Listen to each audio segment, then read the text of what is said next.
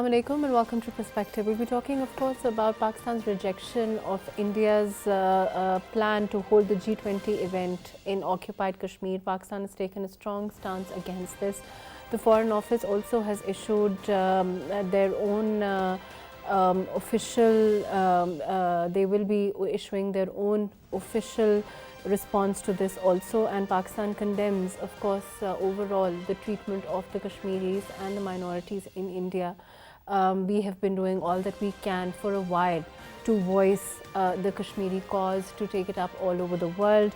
We'll be talking about that. We'll also be talking about India's overall designs as far as Kashmir is concerned, pursuant to Article 370, the way that those were imposed and those were abrogated and revoked, the special status that was guaranteed under Article 370 of the Constitution, pursuant to all of those these events that have consistently been taking place as far as India is concerned.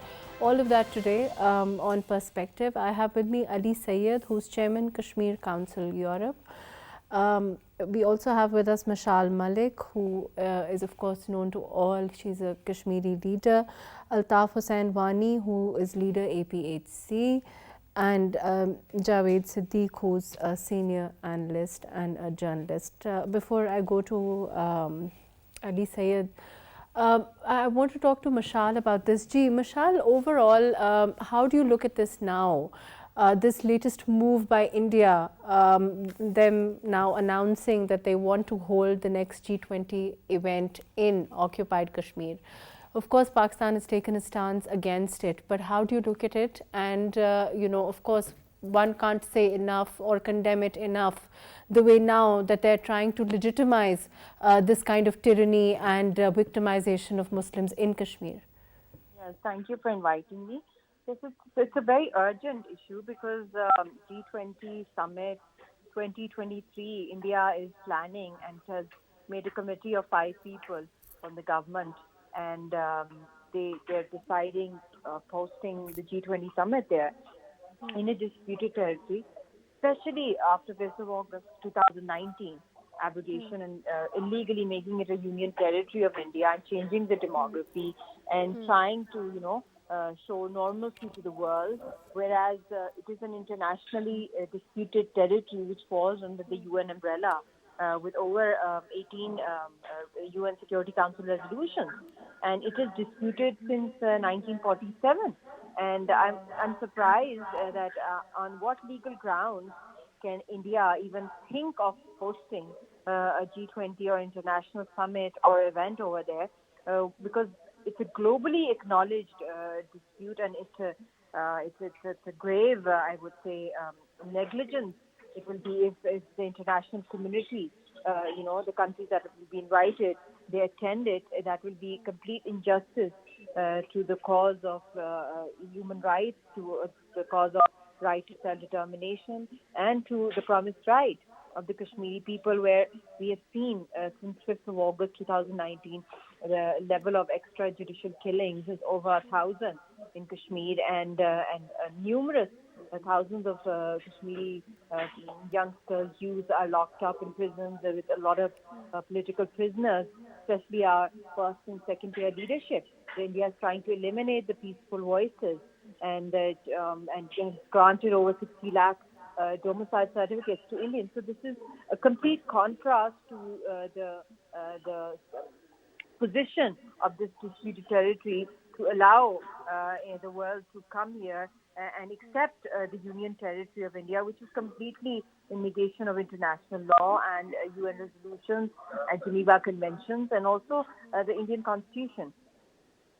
Right, but do you think, Mashal, in your experience now for a while, do you expect the world to react? Do you expect the world to take a stance against this, considering the Indian clout, Indian position overall in the world? Of course, they are also part of G20. All of those things.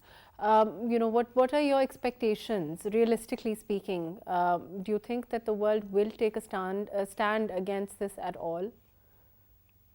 Way forward right now, the only sane way forward for lasting peace in South Asia. That is by granting the people of Indian illegally occupied Kashmir the right to freedom and to reverse all the actions that were made on 5th of August 2019, because this is a grave violation of Fourth Geneva Convention, of the international laws I mentioned earlier, of international humanitarian law, of Geneva Conventions, and genocide being the highest crime in the world, and in disputed territory, changing the population ratio is illegal. So there were no takers of this act when it was committed on 5th of August, and I expect the world to act responsibly towards it, especially the countries that would be invited, because nobody globally accepted this. And it still falls under the UN umbrella, and nobody can unilaterally, single-handedly, any one party decide the future of the Kashmiris. There are four important parties to dispute. One is, of course, the principal party, the Kashmiris. Second are Pakistan. Third is India. And fourth is the international community, being the United Nations. So all those member states which are member of the UN who are participating in G20, I think we need to strengthen, gather more international support in creating a campaign. And already we've seen how the world is reacting to the fascist policies of India through international reporting, through international reports coming from the US, from the UN Human Rights Commission report, and also various other parliamentary reports that are coming forward. So I think we need to gear up the campaign, especially now when the Muslim world has also the public has boycotted against what happened, the kind of comments that were passed by Nupur, a BJP spokesperson, against our Prophet, peace be upon him. And there was a strong reaction from the Muslim Ummah also, and what they're doing with the Christians over there, forced conversions of the Christians, what's happening in UP, how they're targeting the Sikh community and the farmers movement. There's a lot of chaos inside. So I believe that the fascist policies of India, even the neighboring countries, are quite irritated by it. So we really need to, gather up our international support in our campaign to show the true picture of what India is doing right now. And we need to tell the world about the fascist policy, especially to all those who are planning on attending this. And we need to encourage the world to send fact-finding missions to Indian illegally occupied Jammu and Kashmir, or international observers, and not people coming on Indian invitation, but neutral bodies must be coming there to see the level of intensification of terror done by the Indian forces. So it's just a facade of a normalcy, or the propaganda that India does, that there's complete, peace over there. This is virtually a slaughterhouse, Jammu and Kashmir, under the Indian occupation. Right. Thank you. Thank you for joining us, Mashal. Thank you for being with us. Um, of course, before, let me go to Ali Sayed. Ji, Ali, if you've been listening to what Mashal said, she's saying that, of course it's a facade. She said that, there's a slaughterhouse there, and that kind of facade that India is now seeking to legitimize by, even trying to hold the G20 event there. This is a huge step in trying to to falsify that image, to make sure that the world sees it as a normal, to make it a normal, the kind of like Mashal is saying, the kind of brutality that is presently in practice there. Do you think it will go forward? It depends. I think if you see since 1947 and after the August 5, 2019, the Modi government is step by step, they are moving towards eliminating the Kashmiris, trying to eliminate the struggle of Kashmiri people and portray them as terrorists. But I think that the world is awakening now. Now the people know that the real terrorists are the Hindutva policies of Modi and the Shiv Sena, what they are doing with the minorities in India, and what they are planning and what they are executing in Indian occupied Jammu and Kashmir. So Right. it is it is crystal clear for the international community.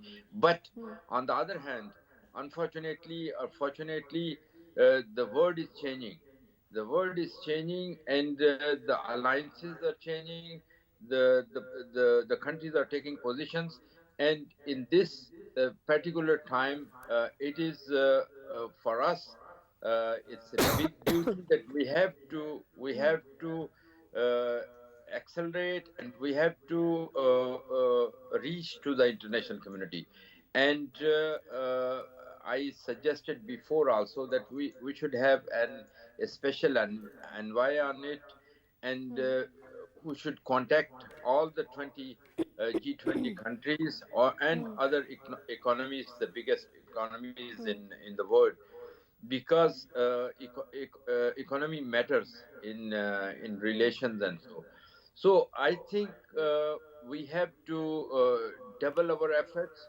Pakistan should take this issue with on their level, their front, and the Kashmiris, the diaspora, and the Kashmiris should have the contact with the special envoy who can move and visit to the 20 G, uh, 20 G20 countries' capitals and present the facts and what the Indian government is planning to do there. And it's really the genocide. It's the genocide of the people of Kashmir. And we are not saying only, it is not the Kashmiris or Pakistanis are saying. If you can go back to 2018 and 2019, there are ji reports of United Nations Human Rights Council in Geneva. And then we have the Right. effective. I will just let me go to Javed Siddiq Sab. Javed Sab, we've been talking about India's latest gimmick, Yeah. stunt, what one can call it, as far as their plan of holding the G20 event in occupied Kashmir, the reaction of the world, all of those things.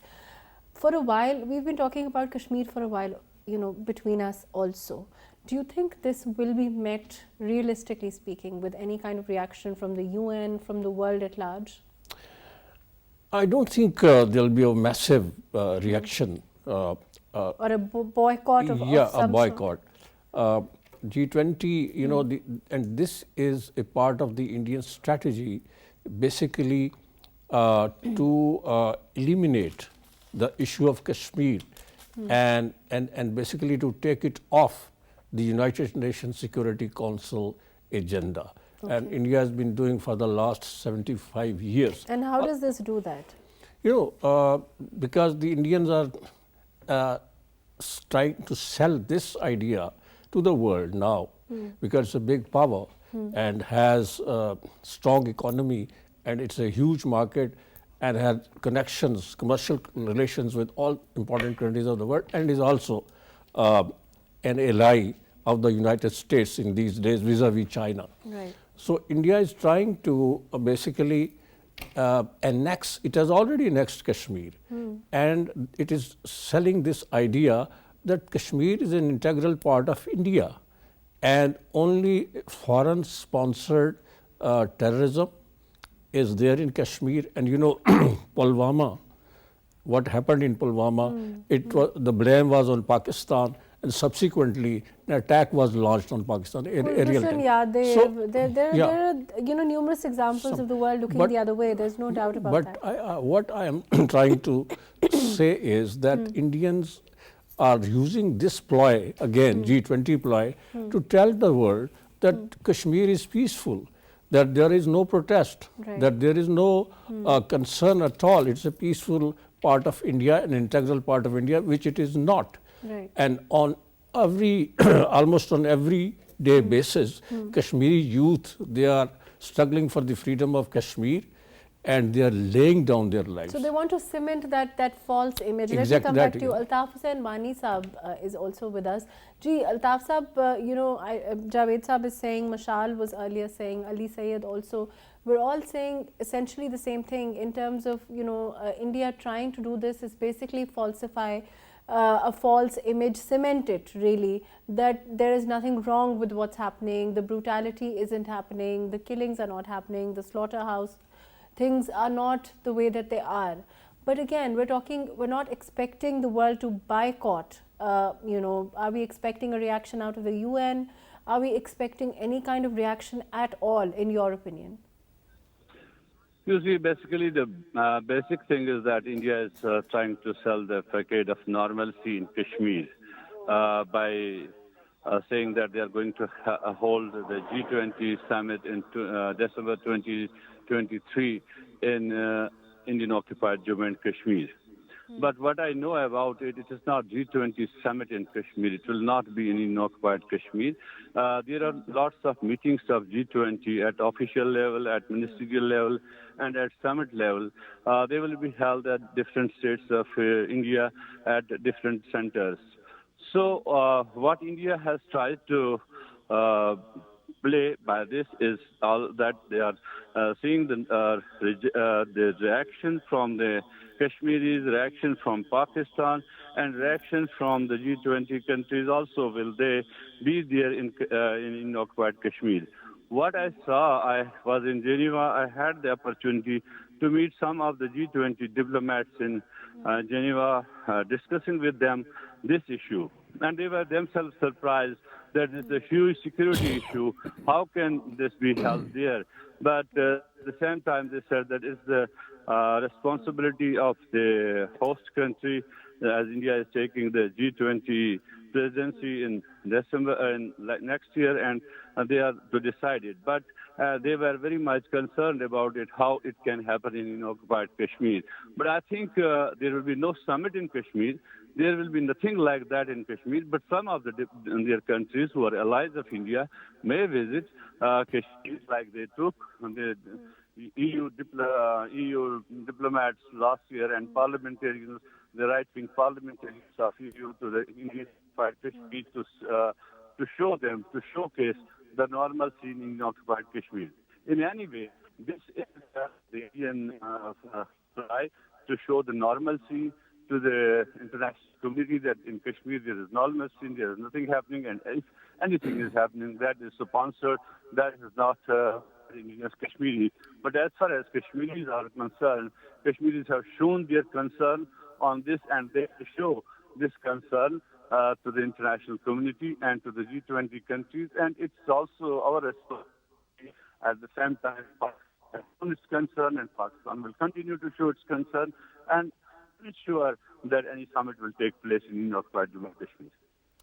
Right, let me go to Ali Sayyed. Ali, do you agree with what Altaf Hussain Wani Saab is saying? He's saying that there will not be a summit and or an event related to the summit.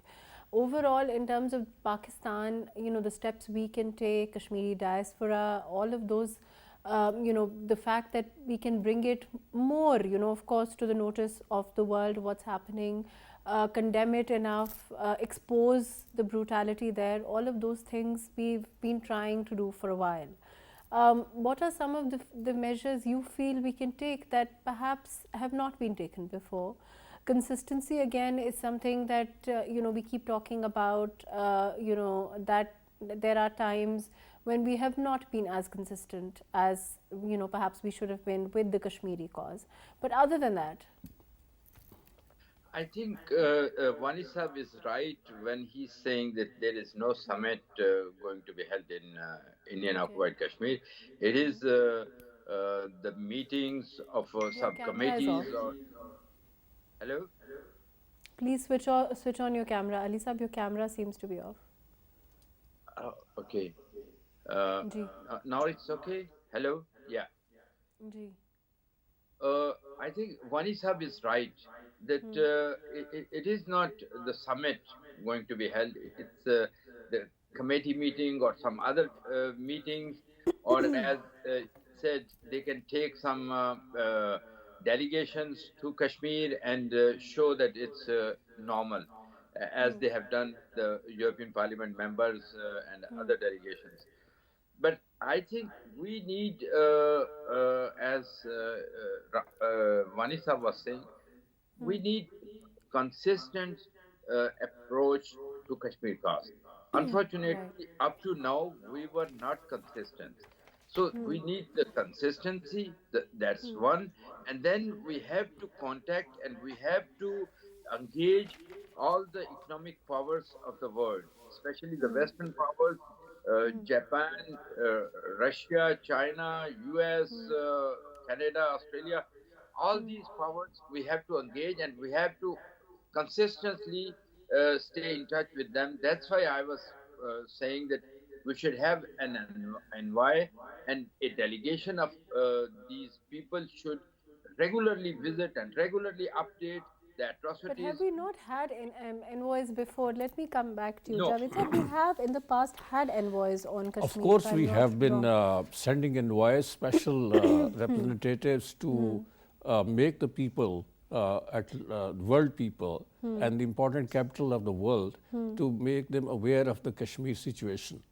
And almost on every day basis, the international media is reporting the atrocities to which the Kashmiris are being And I think it was in the submitted. PMLN government, if I'm not wrong, that Exactly. earlier they were sent. Yeah, also. they had sent their representatives, parliamentarians had gone there.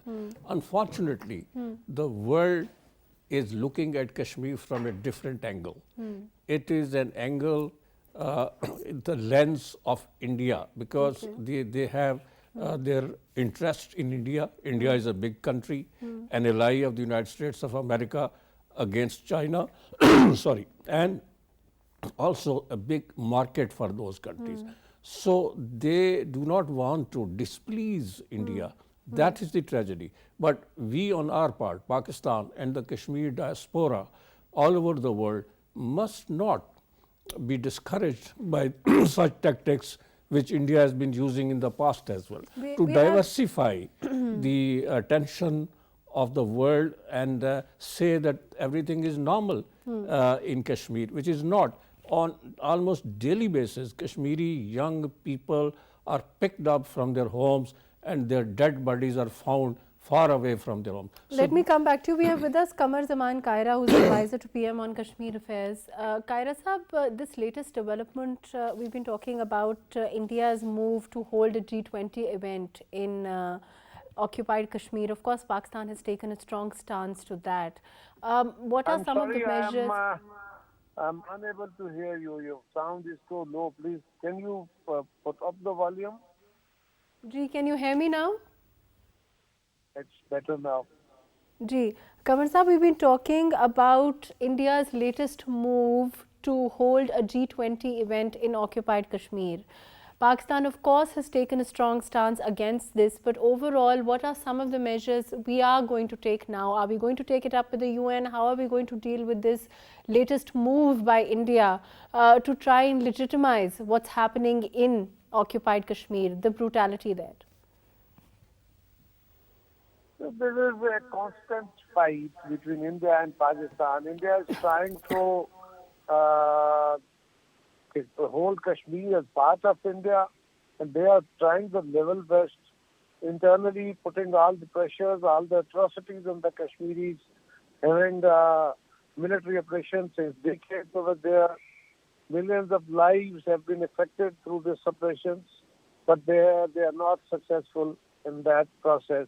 But this is their constant struggle. They are constantly following this agenda that they have to win Kashmir, or they have to make Kashmir their. Yes, they have taken certain measures like constitutional measures and others to make Kashmir their part. But they are unable to win the hearts of the people of Kashmir. And Pakistan is constantly struggling and supporting Kashmiris. This is a long battle. In short term, the government of Pakistan is doing all the level best which we can do in our capacities. We are raising it in UN Assembly. We are raising it on all the international forums and the events. You have seen wherever the foreign minister Bilawal Bhutto Zardari went, he was on the tour abroad, whether he was in America or he was in the US or the European Union, China, or the Islamic countries. Everywhere he was raising the voice of Kashmiris. Same is with the Prime Minister. So Pakistan is fighting its case. It's a long journey, and we have to strengthen our government. We have to strengthen the hands of our government, support them to extend all the support to Kashmiris, and we salute the Kashmiris. Have, they have fought their battle, and they have they have put their cause alive through their sacrifices, unprecedented sacrifices.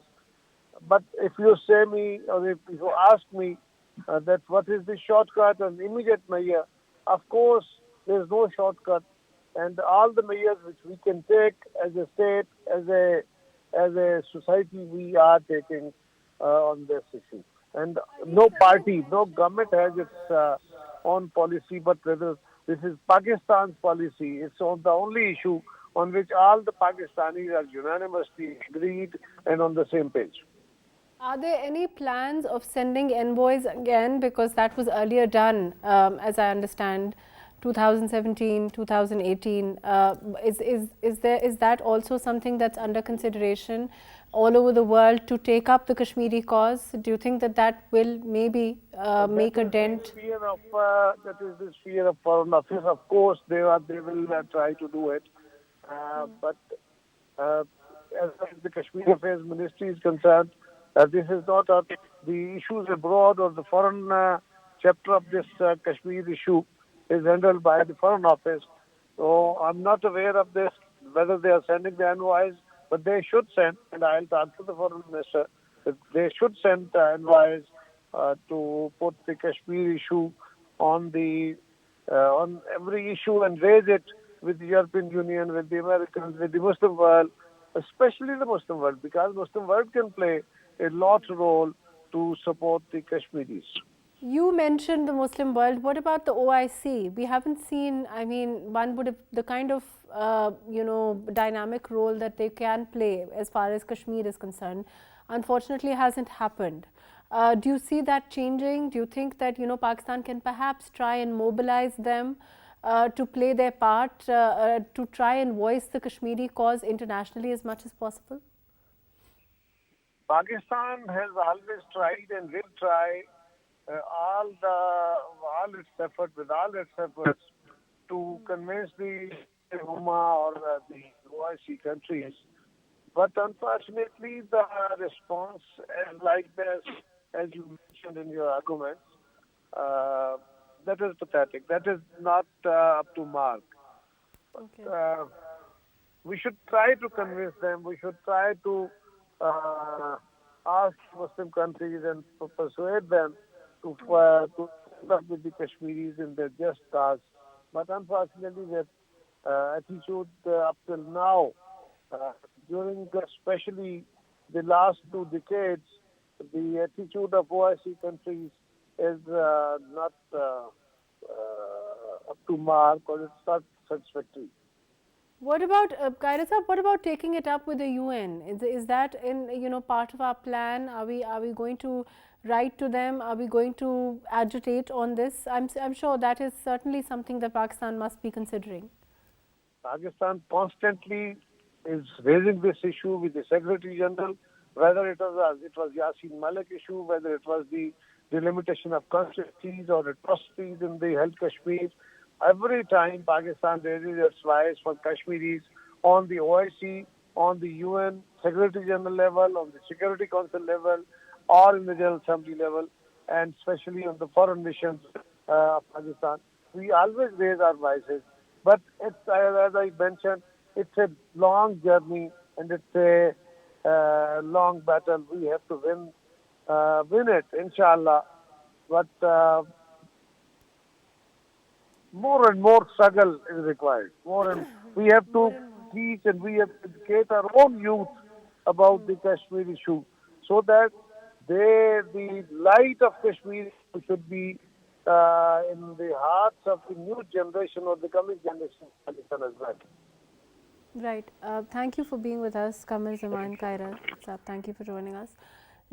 Ali Syed, I hope you heard what Qamar Sahab is saying. He's saying that, I think when he says that it's not, he's honest, and he's honest enough to say that it's not going to be a short-term goal. It's a long drawn battle, and we will have to use all that we have at our disposal to, of course, voice the Kashmiri cause and to voice the Kashmiri struggle, as Pakistan has consistently done. He also said that, as far as the issue of Kashmir is concerned, that is one issue on which all parties have always stood together. There is unity on the plight of the Kashmiris and what's happening in Indian occupied Kashmir.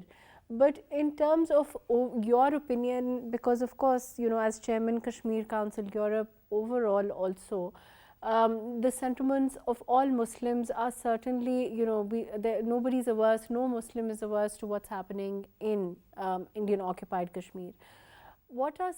How do we mobilize the diaspora, perhaps, in your opinion, more or enough to raise the voice against the brutality in Kashmir?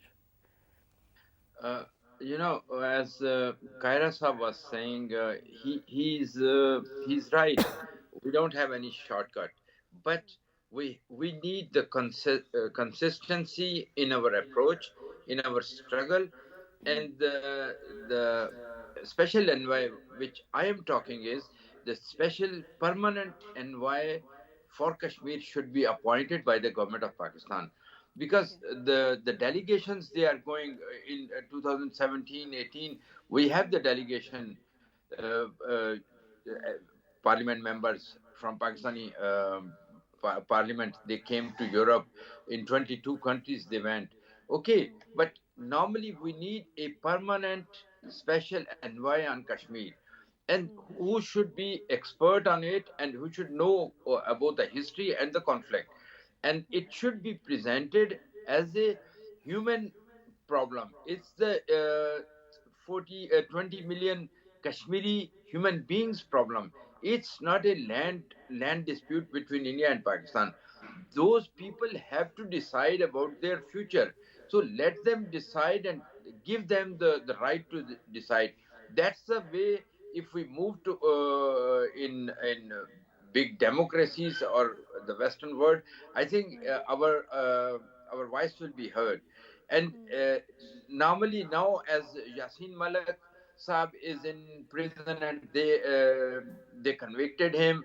This is we launched a campaign against that in European Union. Khurram Parvez, the human rights activist, he is in prison for since 22nd of November 2021. There are other whole leadership is in prison. So these are the humanitarian issues, human rights issues, and it's the human beings issue, and that will be effective. And now, as the uh, West, I will say, we are in Europe, and we feel that the institution and the politician, they feel they cannot defend Modi's activities, Modi's action in India and in occupied Jammu and Kashmir. And that's the time that we have to strike, and we have consistently, we have to strike it back.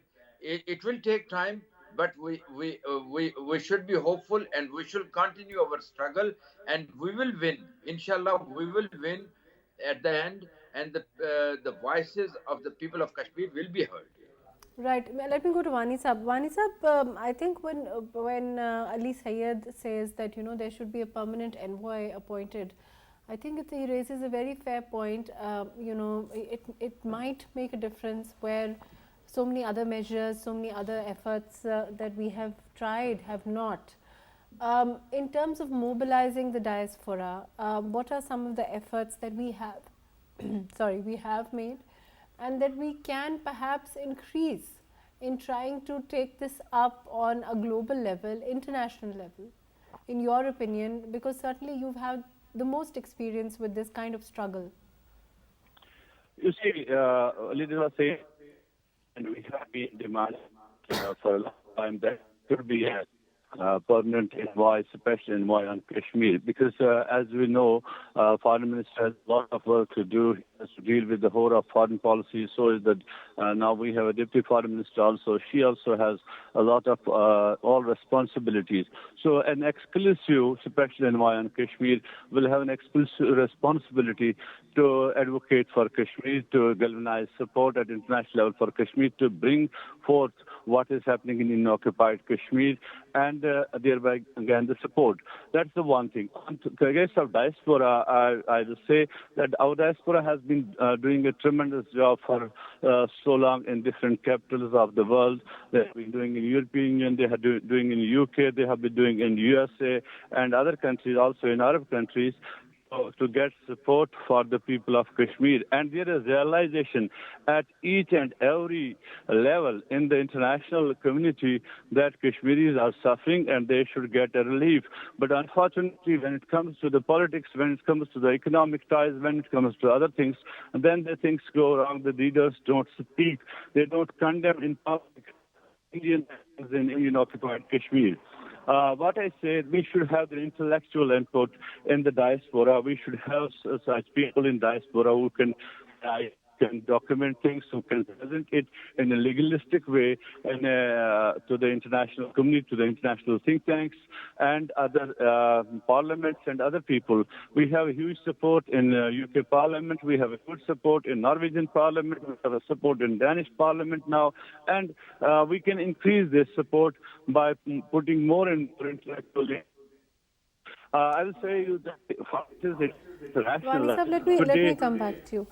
Javed Sahab, in terms of one of the things that Qamar Sahab agreed on, and was the role. He said that unfortunately the role by the OIC has not been as conclusive, as effective as we would have liked, considering, of course, that that there is that one body which can play that kind of role. Empowering them also is another, that's another debate, and we have discussed it before. But why do you think they've been so remiss in trying to take a stronger stance on Kashmir? I think we are expecting the OIC to be more assertive on the issue of Kashmir, because 20 million Kashmiris' lives are at stake. And they are being subjected to inhuman treatment, and the world is watching. That is one reason. Secondly, I think it is 52 countries almost members of the OIC, and they can exert their influence on India to consider the plight of Kashmiris, specifically after the doing away of Article 370 and declaring the disputed territory. The reaction that should have come out then from the OIC. But you see, then, when it happened, the reaction was very meek, unfortunately. That's what I'm saying. And Pakistan raised this issue, and there was some kind of tiff between OIC and Pakistan on this issue as well in those times. But the situation is changing, but I think what Pakistan needs to do immediately is to write to the Secretary General of the United Nations and remind him that Kashmir is a part of international agenda, it is a part of the United Nations Security Council agenda, and Indians' tactics to deflect the opinion of the international committee.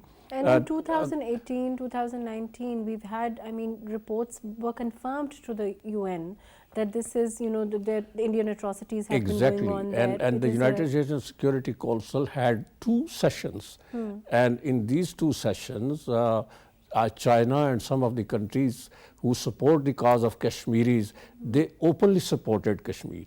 So I think Indians are using this tactics, and Modi, is a kind of man who is going to employ and apply every tactics that has its command. And it's not just Kashmir now, of course. As far as it's spilling over into other minorities in India also. And I think the US State Department has also exposed the Indian atrocities against Kashmiris and other minorities there.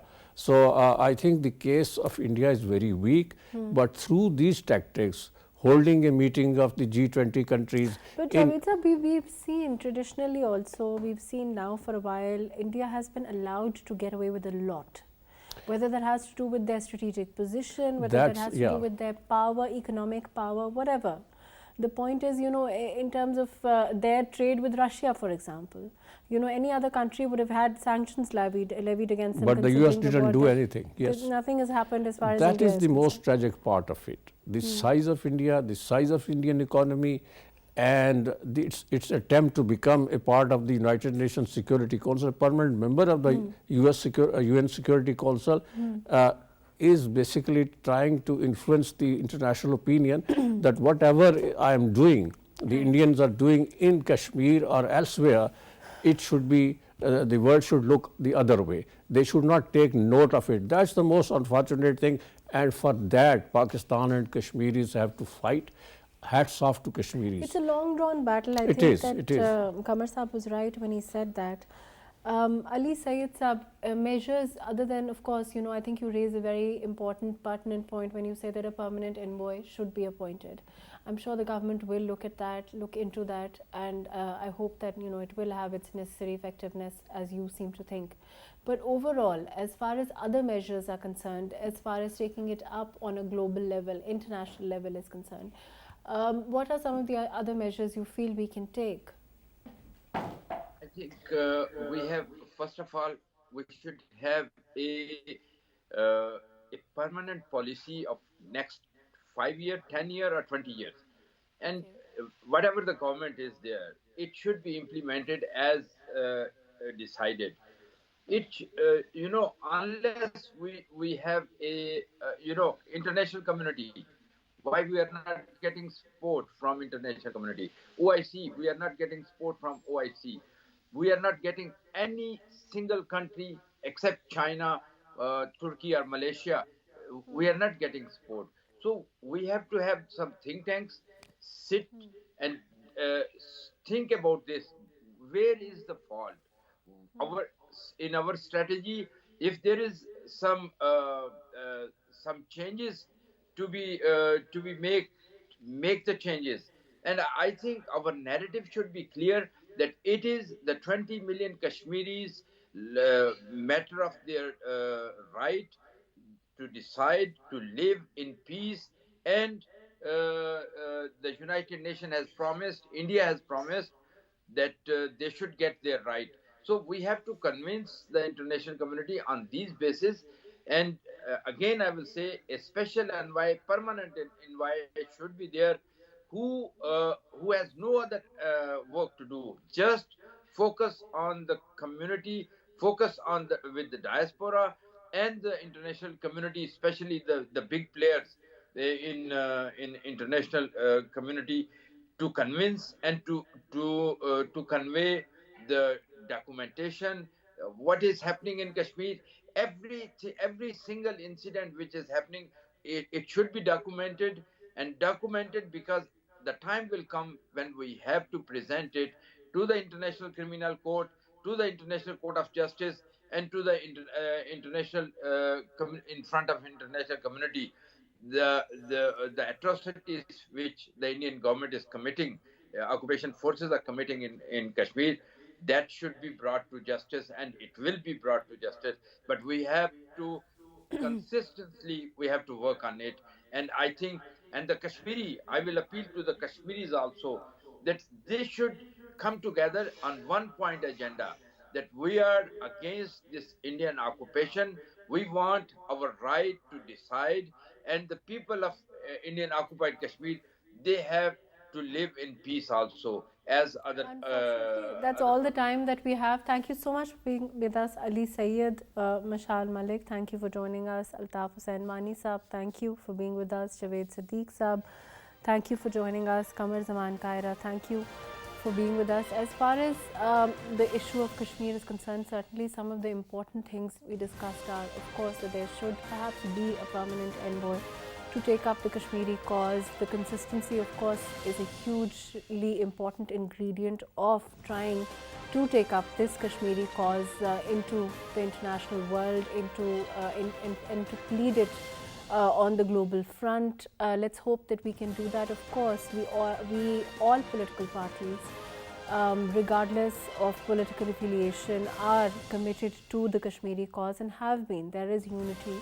as far as the Kashmiri cause is concerned, and let's hope that we will be able to take effective measures to plead for the brutality that is prevalent and continuing every day in Kashmir as we speak. Of course, some of the measures that can be taken, we discussed, are again, maybe a 10-20-year policy which does not change, and the pace at which the measures are taken, the cause itself is taken, perhaps mobilizing the OIC, all of those things isn't hampered. Let's hope that Pakistan can do that. Thank you so much for joining us today on Perspective.